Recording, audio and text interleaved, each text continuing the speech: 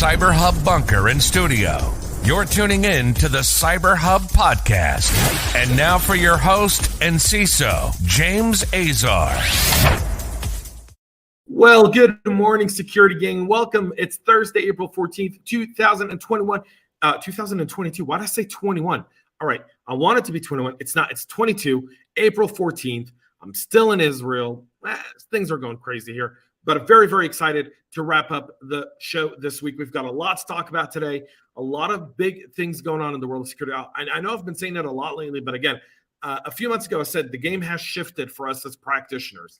It's no longer just the standard quo of what's going on in security. We're impacted by so much more, and today's show is just going to highlight that very statement altogether. So let's get into today's program.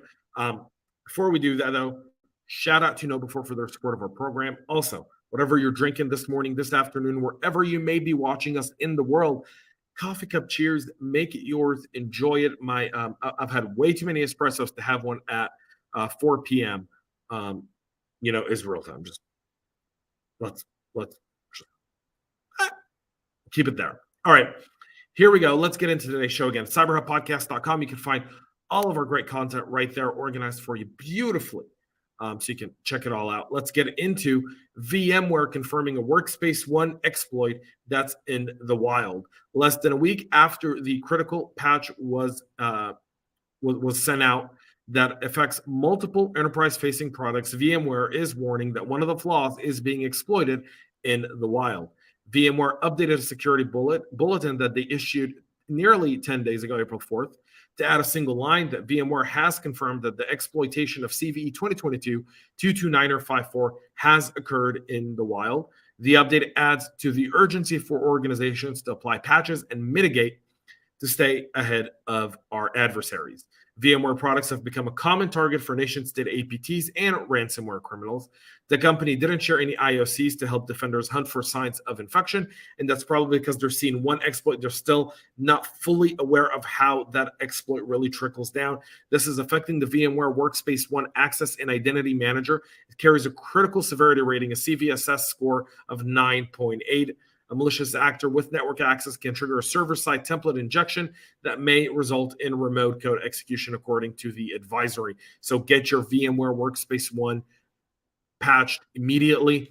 If you haven't done so within the last 10 days, today's the day you got to get it done. You want to get it done before the weekend. There's just going to be more and more criminals and adversaries that are going to go scan for these and try to take advantage of them.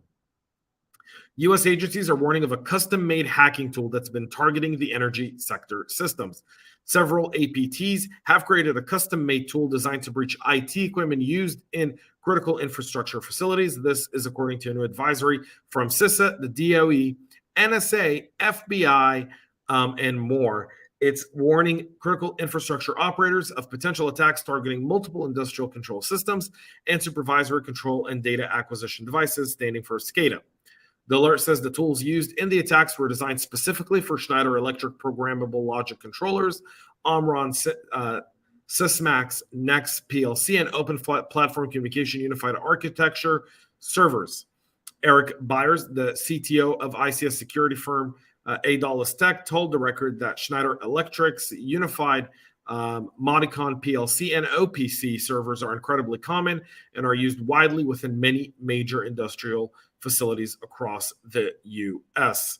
The malware itself is called Pipedream, and the malware itself includes features like the ability to spread from controller to controller and leverage popular ICS network protocols like Modbus TCP and OPC UA. Uniquely, this malware has not been employed in target networks. This provides defenders a unique opportunity to defend ahead of the attack.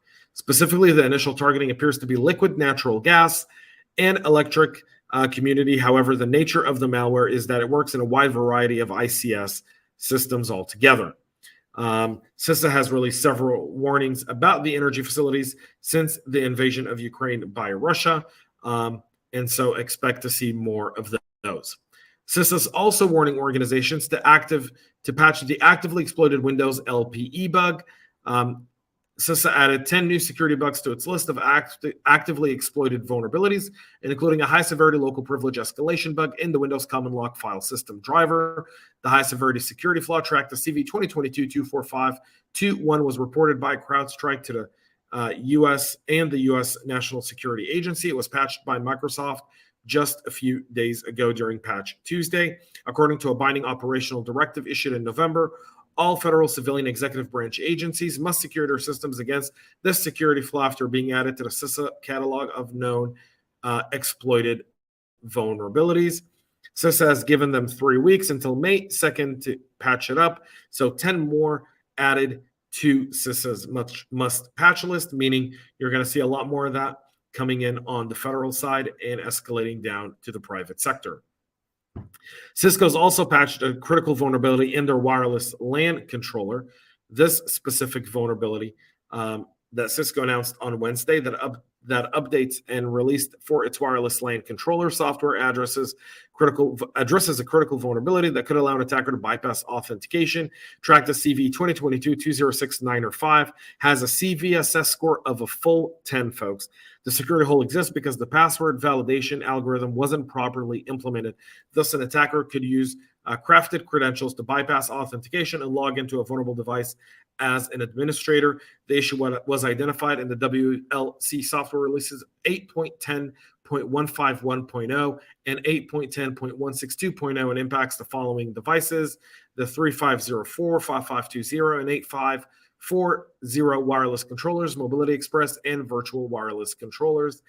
With no workarounds for the vulnerabilities, impacted customers are advised to update to the WLC software release 8.10.171.0 or later to make sure they don't fall victims for this specific vulnerability.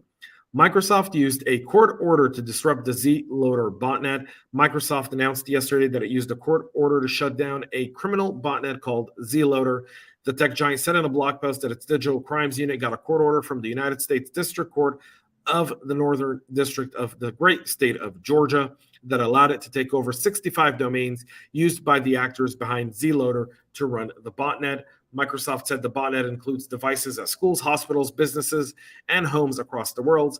The gang behind Zloader used it to operate malware as a service, and it's designed to steal and extort money. The domains are now directed to a Microsoft sinkhole where they no longer can be used by the botnet's criminal operators.